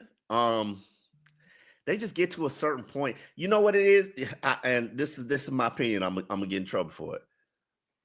They got all these sports science things now, where they put the trackers on these players, and if you ain't running a 19, a 20 in practice miles per hour, oh, you done. You lost it. You ain't, they don't realize people be out there pacing themselves. Especially when you're a veteran player to get to Sunday, like, and that's where Mike McDaniel is a little bit ahead of the game because like his 30-year-olds, they don't practice the first day of the week. And that's why people like Elliot can say, oh, they don't practice and whatnot. I'm like, that's sports science. See, sports science and analytics is taking over. It's taking over all of football. Right or wrong, it's just that's the way they're going. They got all these trackers and GPS. They track these dudes' sleep, all that stuff, and it's none of it, in my opinion, is healthy, and none of it certainly ain't resulting to you being a healthier team. Because look what happened to your team the last couple of years. Yeah, so I've always thought sports science for teams in South Florida is bad, and I say that to say this because the sun and this heat is our advantage. If we're tracking a player the same way you would track a player in Colorado or track a player in Kansas City or some cold place and saying, oh, he's overheating right now, we're going to take him off the field. If we're tracking these players based on their size and their ability, and we're structuring the practice around that, you lose your edge. I really think you lose your edge from being a South Florida team to being, okay, now your players tapping out when they tap out, when the Raiders come to town. I mean, I hope they will give them a little more push, but I think that sports science is not good. I also remember I've been on two teams where players have been hospitalized. One died in Florida State. So, I mean, I'm sensitive to heat, humidity, and I don't want you to be pushing players past the points of, but I agree with you a little bit. I mean, the way I watched the Jimmy Johnson practice, and that was a two-a-day. They don't practice like that no more. I mean, Dan Campbell was Dan Campbell's first day was probably the last physical practice I'd ever seen. Wow. In the NFL. Wow. I'm just trying to, Luke, maybe a scrimmage. They'll do inside run to the ground. Maybe. Wow. I'm not saying that, when you asking these players to play 20 games, and that's what you're doing, you asking them to play 20 games a season. Your body is not meant to do that. So, but if more money's in it, more money's in it. But then you got to do other things to the roster got to be bigger. Why can you not come back from IR after 4 weeks? Why you got to wait 8 weeks? What's the big deal? I don't want to rush them back, but You know, why is there a limit to how many people you can put on IR and bring back? Hey, we got a question from the chat. You know, $5. He donated $5 from Lawrence. Go ahead, Luke. You got it. What did Lawrence donate the $5 to? He $5, man. Omar, don't say Omar. How you calling it? Water should do it. I guess he's saying who you got going first. Water should do it, and he said, "What do you think Travis Hunter would do in the NFL?" I've seen Shador, and that's what he's talking about, because I saw Shador when he came down here when he was playing for Jackson, and I know it was Jackson, it was a couple years ago, but that's not an NFL arm. I take that back. That's a Tua-esque NFL arm. What? Did you not see this man throw the ball 70 yards and hit the man on a dime, hit him in the face mask in a Colorado game for the money, and the guy dropped the ball and he came back? I need to see what game was that? What game was that? That was which game was that? That was in Colorado. What the hell? Maybe he got better. Maybe. This man was trained by Tom Brady all his life. That's cool. That's great. He said his arm, Luke. He says intellect. I just say the arm. This man hit them. He consistently does that at the end of the game. 45, Luke. It's a 45. It's a 45. So you like Ward? Hold on. You like Ward? What you do? You saw, man, Tua couldn't hit a. Ward got that dog in him. Ward got that dog. You come on now. I'm surprised you ain't say his name when you were talking about dogs. My heart goes out to him. Like, if you carrying a whole team for a whole goddamn year and ain't got no defense, like it's only so much you could do. Like we kept waiting for him to rescue us every goddamn game. He ran out of steam. Like at the end of okay, and then so that happened. But y'all see, come on, how many times y'all seen that dog in Ward? But let me hold on. Let me ask you this: How you big time NFL reporter? How many times are they throwing bombs? I mean, it's not about the bomb. Tom Brady didn't get back there and throw bombs all day. It's not about the bomb. It's not about the bomb. To me, it's okay. Do you have a top shelf arm? Can you throw a 15-yard out? Can it go on a zip? Now, Tua could throw it. Do you want him to throw it? Not really, because them cornerbacks will sit on that thing, especially if they know it's coming. And then you looking at 6 that way. Now, Tannehill, he could throw a 15. His first rookie year, all he did was 15-yard outs. 15, because he wasn't finna throw it in the middle of the field. All he did was 15-yard outs. Heartline. I forget who else was out there with him. They throw 15, come back to it. That's all he did. Shador doesn't have that arm. Now, does Shador have the accuracy of Tua? Yes. Does he have kind of pocket presence of Tua? He reminds me a lot of Tua. Is he a first round talent? Absolutely. He's not going to be the first pick in the draft. I think Ward's going to be the first pick in the draft, because Ward, you can't coach that. You can't coach that into a player. That dog get a quarterback, right? You cannot, like, he reminds me a lot of Jalen Hurts. And say whatever you want about Jalen Hurts, he put his team in position to win and just won it. Ward, he probably gonna be in Tennessee. You give him, it's probably gonna take a minute, because they just fired my homeboy. When Ward played at Washington and he had no O-line, he did a lot of fumbling. Yeah. He lost 7 out of the last 8 games. Because he was probably trying to do too much. Yes, he was trying to do too much. Shador had no O-line, won 4 games, came back, had a little better O-line, but he didn't have he wasn't playing 7-on-7 like Cam was. Cam got an O-line with Jolly Green Giants. He's standing back there with a cape on, looking like Bob Grease of old, nobody touching him. And he had to worry about it. He wasn't under duress. Okay. Shador got hit every time he threw the ball, got back up, and line that shit back up and do it got again. hit too. Cam got hit too. That's Cam a dog. Cam ain't got hit. What is Cam got hit. Cam Cam get hit? Cam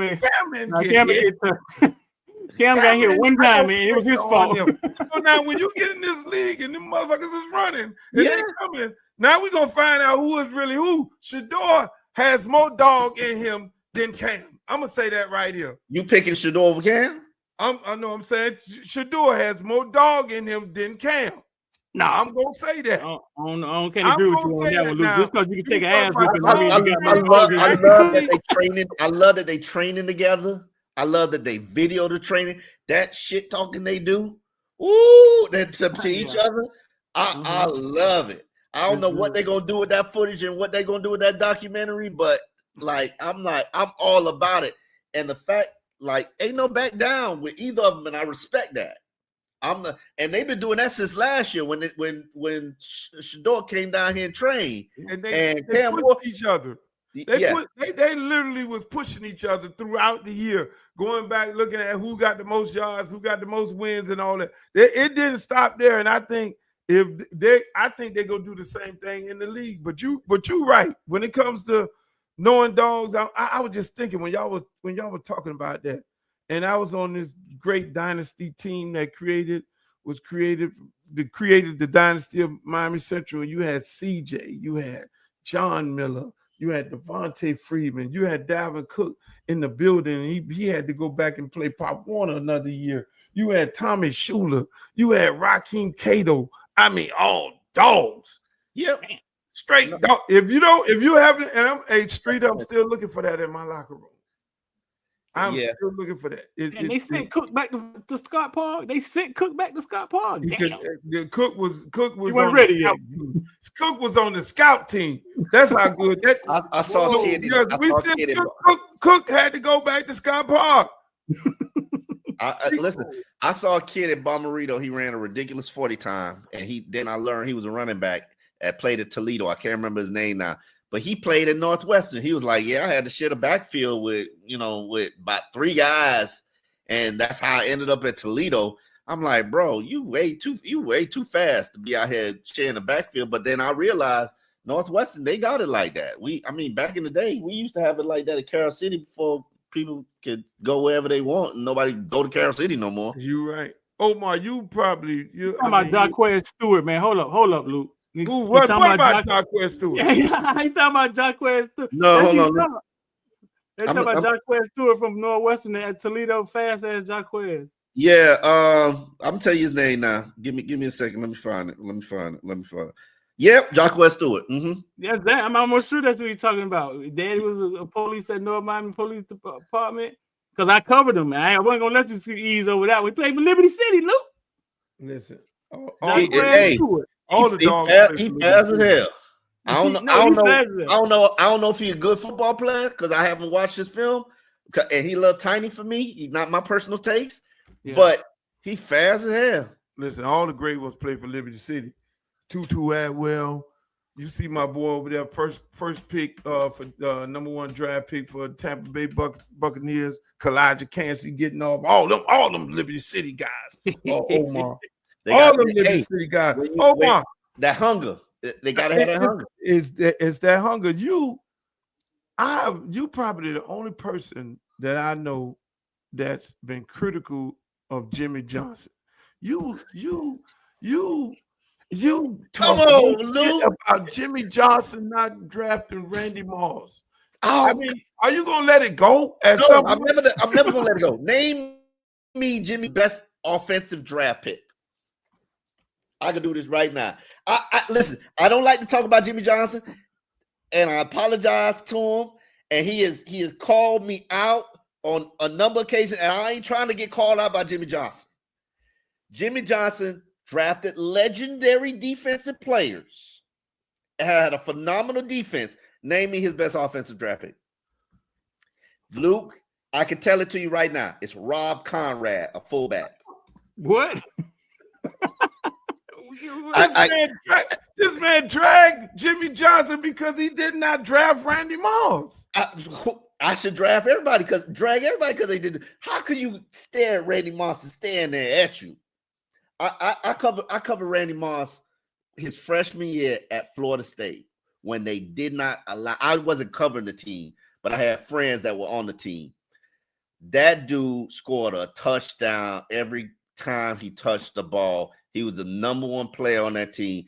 Obviously got kicked out of school because he was on a one strike and you're out, and he got that strike. Then he had to go to Marshall. But that was a Jimmy John. If you thought Peter Ward was good, and Peter Ward was on that same team, if you thought Peter Ward was good, whoo, Randy Moss was phenomenal. And for you to not, why you ain't drafting? What all these teams let him fall? It seems like you putting this man on like the Brad Daugherty, Michael Jordan. Why you didn't draft Michael Jordan? You drafted Brad Daugherty. That I can't let go. Jimmy Johnson. That I can't. I can't let that one go. But I can let the other draft misses go. But when your quarterback, you ran Don Shula out of time. You stole. Okay, you gonna get me in trouble, Luke. You stole Don Shula's job. Stole? Oh my God! Oh, you stole Don Shula. Who you got the job from, Luke? Who you got the job from? Thank you. You stole Don Shula's job. You ran Dan Marino out of town because he was not done playing. I got that from Dan's own mouth. Oh my God! He was not done, and Dan actually considered going to play for Pittsburgh when the Dolphins, when his run with Miami ended. And so you almost threw Dan Marino in the arms of the Pittsburgh Steelers. Then your draft history, Jimmy, your Teal Green. I ain't even. I'm only bringing up. You're talking about as the Dolphins. Yeah. What is his draft history at the Cowboys? I don't care about what he did with Dallas. The Cowboys was immaculate, bro. The Cowboys. I don't care about that. When you drafted the Cowboys, they've been right since the man left there.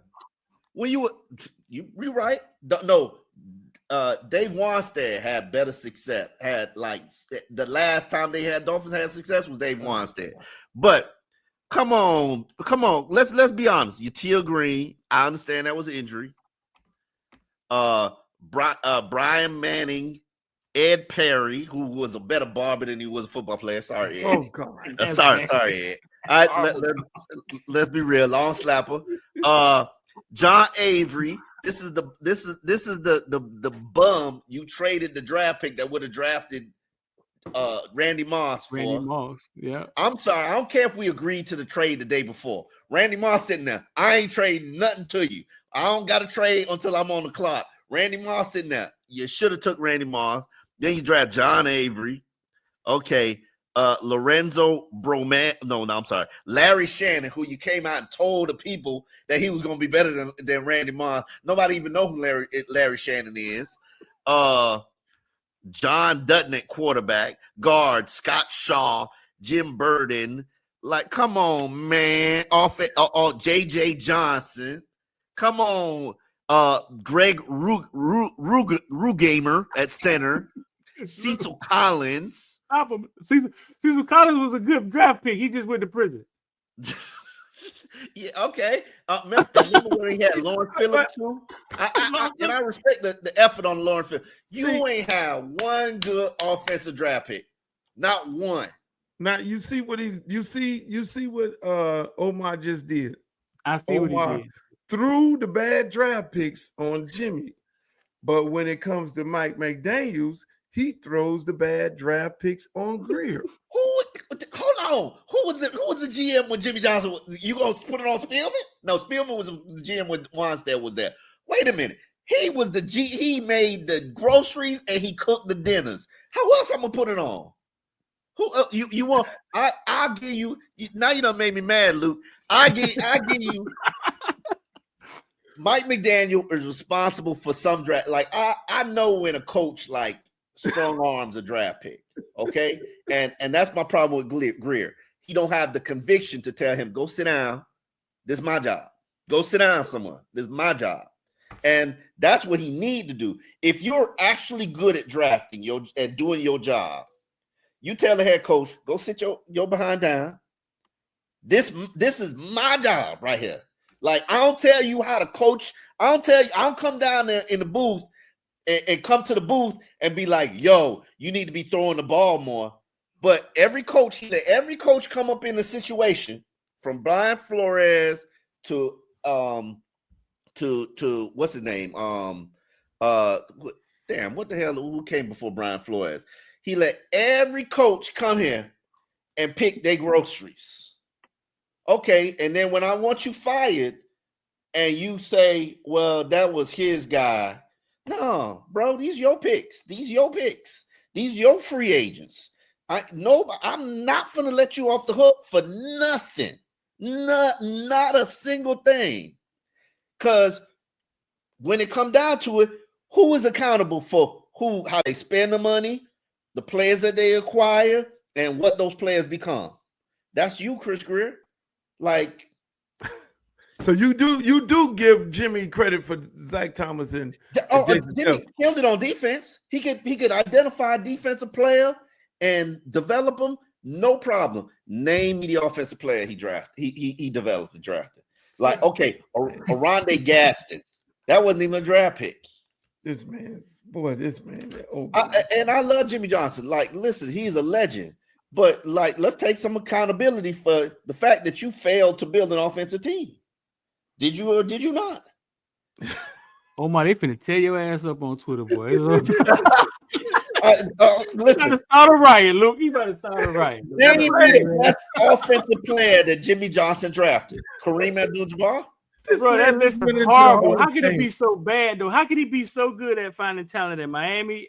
Dallas, he found all of the, and then get here and it be, how could it be so bad, bro? No, it was, it's a no-brainer at Dallas. He just got all his players from University of Miami. I mean, shit, I would condone that and support that if he did it here too. This man just made to the Hall of Fame. The man sitting out there on the yacht. He's one of the most highly decorated University of Miami head coaches. Before we hire a coach, they send him down there to talk to Jimmy. Yeah. And if Jimmy don't like him, then we don't hire him.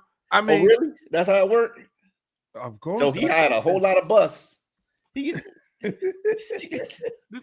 whole lot of bus. Saying Jimmy got us Jason Taylor and Zach Thomas. That's true? What'd you say?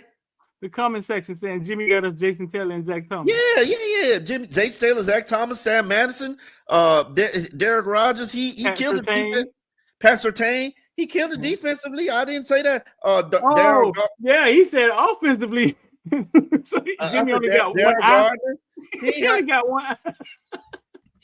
He got one good offensive pick, a fullback. One. That's unbelievable.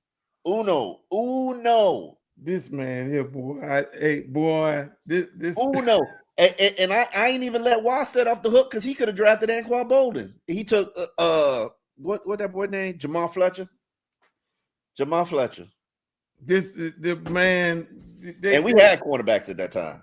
You were around when you covered the Hurricanes when the transition of Randy Shannon and Larry Coker. Mm-hmm. And you I think, correct me if I'm wrong, you said Randy stole Larry's job.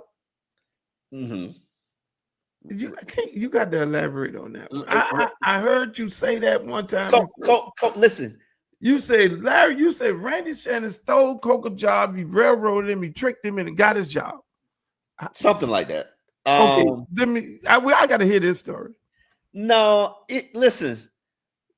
I hate that Hurricane fans don't put respect on Larry's name. Mm-hmm. One, history will never show you a better coaching record than Larry Coker. And I also hate the fact that they don't give him credit for the people that he recruited and added to that team. Because Greg Olson, Kellen Winslow, Eric Winston, I think Antro Roll and Sean Taylor were his first recruiting class. Frank Gore, John Beeson. No, I don't know if John Beeson was his. Yeah, I think John Beeson might have been his. No, John Beeson's definitely his. Vilma might or might not. I can't remember. Is DJ Williams his? I can't remember. DJ Williams might be his. No, I don't think so. I think that might be what's his name? Butch Davis. They do not give him credit. Merriweather. They don't give him credit, Roscoe Parrish, for the players that he recruited, signed, developed that went to the NFL. Now, when Larry got fired for going to back-to-back Peach Bowls, let's exclude the Boise Bowl. Patter got killed. Them players I covered that team. Them players was in a haze. They didn't know if they was gonna get killed next. Like, I'm sorry, you can't play. They lost like 2 games after Patter got killed. You can't play with that stuff in your head. You can't play with that with what's going on. Dennis, I had and I don't believe this, that a teammate killed Pat. I think he got arrested, safety, that a teammate killed Pat, which is ridiculous. I don't buy it. I don't believe it. Fighting over a girl. Come on, man. You know the university, man. These guys, they be batting off women like whatever. To fight to kill somebody over a girl. Come on, man. None of that makes sense. So Larry was forced to fire his staff, Solinger, Art Kehoe, somebody else. The year that they went to the first Peach Bowl, and I believe they beat Florida. He was forced to fire his staff. Then he had to hire Stoutlins and all those. I know my history now. He had to hire good coach. He did hire good coaches, but it wasn't enough time to make that transition. And then he went to another Peach Bowl. They got their butts kicked by LSU by Nick Saban, and then they got beat up in the tunnel. Okay, and then the next year, that was I forget the quarterback's name, and he wasn't that good. Kelly something. And they just didn't, and it was an all-American quarterback. He just wasn't that good. A player got killed during the season. They lost a lot of games, but ended up going to the Peach Bowl. I mean, to the Boise Bowl. I believe they won that game. That was one of my best bowl trips ever in my life. And I remember Larry Coker. He had been fired and he was finishing out. And Randy had been named the head coach. And Larry was salty as hell. And really, Larry was salty as hell. And I remember him saying something to me. I remember exactly where I was. He was just like, I want to see the next coach do and replicate what I've done. And people don't give him the credit. Yeah, Larry he wasn't no alpha. You know, he wasn't how you would draw up a head coach personally to be, but you draw him up to be Al Golden. And look how that turned out. Yeah. So Larry Coker was the last winning coach at the University of Miami. I think the one that came from Georgia, Mark Richt, I think was a winning coach too. Yeah, he won only 10 games, but on a consistent basis. Somebody from the chat got a question right here. It says, is it true that Saban left the Dolphins? He inquired about the Hurricanes job, but the administration refused to fire Coker at the time. Were you aware of that? No, I don't even think those timelines. Yeah, that timeline might match up. Saban didn't like Miami. His wife didn't like Miami. Right. So they was gone. They was out here. So I don't think that makes any sense. Saban's wife did not like Miami at all. I just talked to Jimmy Sexton actually, and that, I don't think that's true because Jimmy Sexton kind of basically was like, "Get out of here." and told him that's how he don't know though. So Jimmy. That I've heard that on, and I heard that he quit because of his wife. He quit at Alabama because of his wife. Not because he's still working. He's still working. He working. He still ain't home. The sugar daddy still, the lawn man still gets to come over there when he's not there. No, the pool man. Whoever. Hey, Omar, man, I want to thank you for coming on, man. We had fun, man. We got to do this again. Anytime. Always a pleasure. We got to do this again, man. Hey, y'all guys out there, y'all follow Omar. I'm still waiting for my Tussie trip, Luke. Hey, we got. I got you. We're gonna take Steve with us. Send me the bat signal. I just see you was on daddy duty yesterday, and I could have came to the fair. I live in Miami Lakes. I could have came to the fair. I just didn't, I know. I know. So my daddy duty cuts off the day son goes back to the mom house, and so I get a little loose right now. So I live that life too. I live that life too. And I might invite you to one of those NFL player parties. Oh, I don't know if I want to see if I go to that. Then they're gonna be feeling uncomfortable, and I don't want to be making people. And that's what when I see them at Tootsie's, I'll be like, we gotta have a talk. It's like anything I see here, it stay between us. We don't. You don't see me, I don't see you. It's like on the job and off the job. Yeah, you don't see me, I don't see you. We good.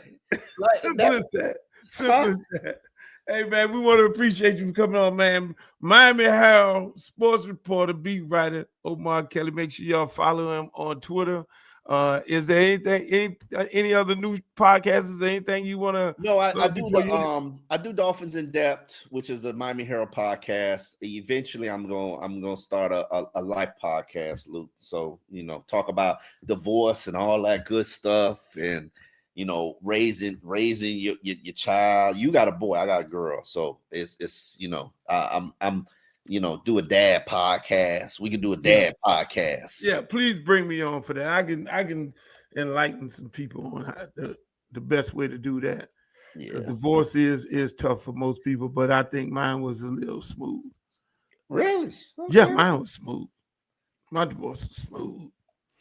I have a unique way of I don't I have to date and be with women who are very ambitious.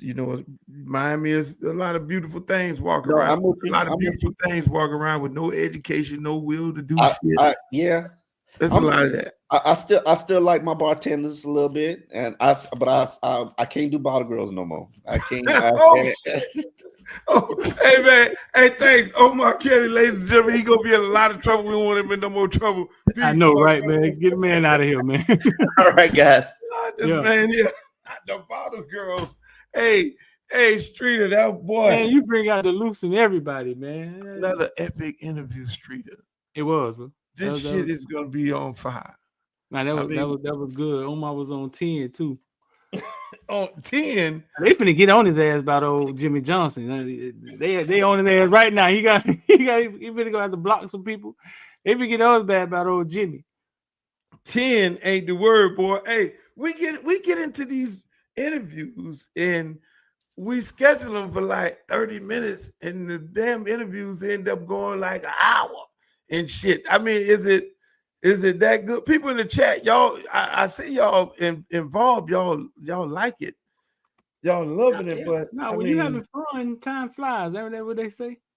Time does fly when you're having fun, I guess. Hey, man. And then we have so much other shit to talk about. Then we had to jump across that because we can't be holding y'all up for y'all entire day. And man, hey, speaking of things to jump from, I mean, Drake came back over the weekend. Album number 1. Kanye West got kicked off of Twitter. Jay-Z lawsuit got dropped. The one where him and Daddy allegedly bogus, man. Did the 13-year-old. We know that was some bullshit. Right. And then Kanye Jay-Z going through a divorce. Is Kanye really going through a divorce? The robot? How you gonna divorce a robot? That girl's a goddamn robot. Grown. How you gonna get a divorce of a woman you just told to dress up naked at the Grammys? How is she gonna go find a lawyer? She's a robot. The girl is a robot. Shouts out to Chris Young talking about free Kanye. I mean, you got my man ASAP Rocky going to on court trial. On trial. I mean, your buddy Elon Musk, Trump. The gas prices are still up and the food prices are still up. You lied about that, but you didn't lie about everything. Hold on. Before we get out of here, Trump just fired a whole bunch of IRS workers during the middle of time. Nuclear people, motherfuckers with the nuke codes. These dumb motherfuckers fired. You dumb motherfuckers who voted Trump in. This motherfucker fired the people who build the nukes. Just imagine, I'm a guy who built the nukes and I'm out of a job. Who the first person gonna hire me? Russia? the Taliban, somebody, some other country. You dumb idiot. You people brought this. I think the people in the comment section care about their taxes more than they. And that ain't no, he just fired a whole bunch of what is he trying to do, Luke? Before we get out of here, bro. Like, what is this? Doesn't look like somebody that's trying to fix something, right? Like, it's a money grab. Elon Musk, think about it. Think about it. You fire the people who are doing the oversights over all of your contracts. This man has $300 million contract here, $85 million contract here, another $200 million contract here with the United States government, and you have oversight people that are looking at combing through your shit to see whether these contracts are right. And Elon Musk, give me the job. The first thing you do is fire all those fucking people so there's no oversight of your contract. So you getting 300 and 400 million here and 300 and another 400 million there a pop going into your corporation. Meanwhile, you're firing the people fired like 2,000 employees. Right. Oh, it's government. We told you. Well, they did tell you they was gonna fire him because they did a X space. And Trump hired the motherfucker on the spot. He said, I'll fire those motherfuckers. I did the same thing at Tesla. No, but I think it's creating a lot of fear too, bro. And they love to use the word bullying in this 2025, right? I think our president is creating a lot of fear, right? Of people who will go against him. And it looks like our president is running bullying the nation. And he said he will not be weaponizing the United States government against the people of the government. Hey, look here, man. Hey, Trump, I'm not fucking with you. Hey, my brother, you know, you invited me to the party. I never told what happened at the party, Trump, so don't fuck with me. Hey, look, I'm okay with you. Sorry about the microphone. Hey, look, y'all keep messing with Trump. I'm telling you, hey, look at man. No, he's creating fear, bro. Listen, I ain't scared of no fucking Trump. Can't be scared of Trump. He is creating fear. I mean, Social Security, he laid off all those people. Department of Education, gone. He hired a motherfucking lady that got in there and said her job is to gut the Department of Education to close it down. It's like you just hired a motherfucker, a bankruptcy controller to close a corporation down called Department of Education. So all y'all, all these federal dollars that go to these public schools, when your public schools start looking like third world countries and shit, don't blame yourself. And then the poor Latinos for Trump and all those people in Gaza. I mean, that's a whole nother movie there. But here's one thing. L.A. Reid has been going on. L.A. Reid said, I mean, switching over to entertainment, L.A. Reid said this right here. I think you and I talked about it. How many important boutique labels do we have that are black? Because that's where the community is built from, right? Absolutely. You started at Blackground, right? Yep. Right? Boutique. Yeah. A boutique, right? Yeah. And the artists I had started at LaFace, and there was Uptown artists, and there was Death Row artists, there was Motown artists, and there was Stax artists, and there were like and that was where black music was nurtured, curated, and it wasn't, no disrespect to anybody, but it wasn't so much us asking for permission because people that looked like us were making those decisions. And look how different the industry looked then. So the moment we just talked about when we said Guy and Al B. Shore and Keith Sweat and Babyface and Heavy D and the Boys and I could keep going on and on, and Boys to Men, right? Guys, those are black people making decisions about the music we heard on a national, international level. Yeah. That is all but dead. So if you look at the Grammy stage, what you see missing is people that look like us. That's what's missing. Wow. And it's changed music. Because all the music decisions are now being made by mostly white men. So look at the stage. The artist. Streter, I said that. Isn't that what Kanye West said? This is what Kanye West when he criticized Leo Cohen. Yeah. You think L.A. Reid is gonna get the same smoke that Kanye West got? No, Kanye West says it differently. No, he ain't L.A. gonna get the Reid same. said the decisions that are made for black people are, and he was talking about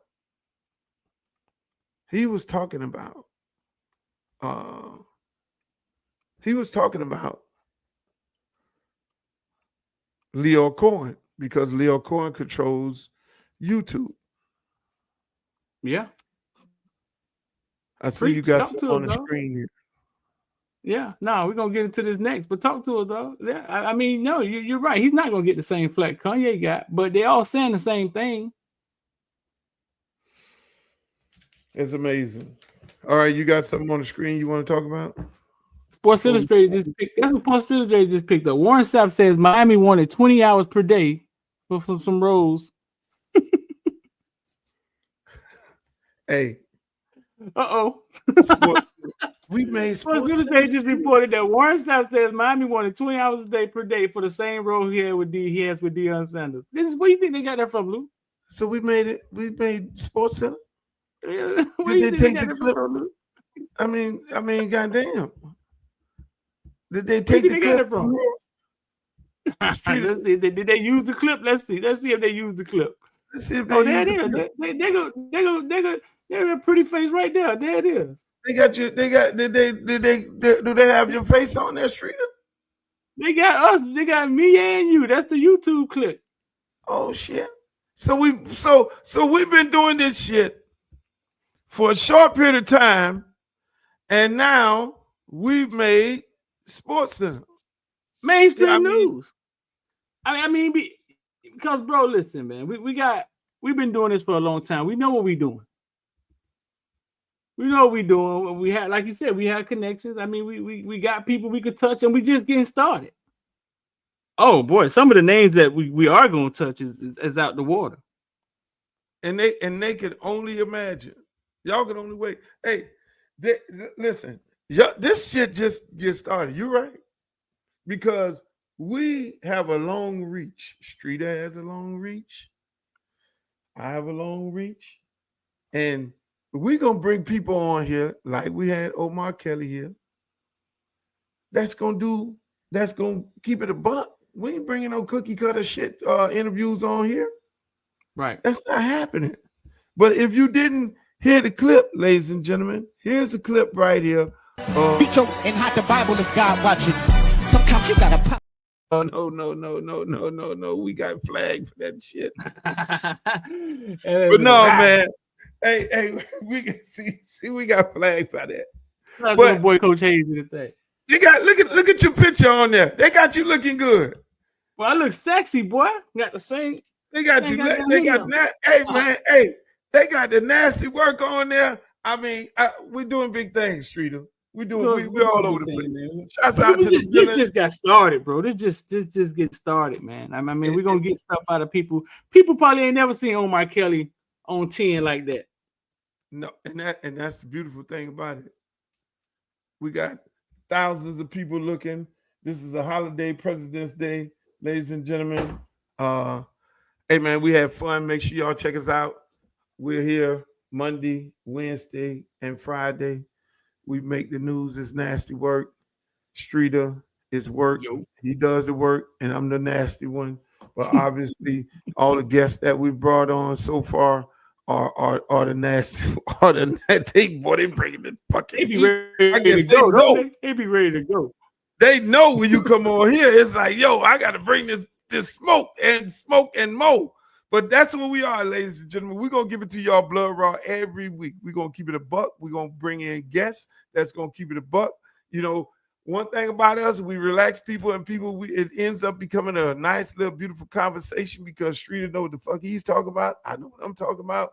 And you can always remember to follow us on all of our social media platforms. Streter, he's all over the place. Footballville at his best. Then you got me on Uncle Luke Real One, Twitter, Instagram, same name, TikTok, and Uncle Luke TV on YouTube. Hey man, I had fun today. What about yourself? You got any parting words? I had a great time, man. Omar hometown kid, man. And dog, what he's talking about noticing dogs, I've been talking about that for a week, 2 weeks now. About dog, you got to know what it looked like. And when we are privy to be in a place where we've seen so many of them, you know what I'm saying, that we kind of know what it looks like. Yeah, let's get up out of here, bro. I got some leftovers or something to go eat, man. That's it. All right. Hey, man, until Wednesday, I'll holler at you guys. Make the booty go, make the booty go, make the booty go, make the booty go, make the booty go, make the booty go, pop, pop, make the booty go, pop, pop. I need some bad girls. I'm gonna let y'all hear my new song. I need some bad girls. Come on, baby. Come on, right here. You and you. Come on with that, your fine ass.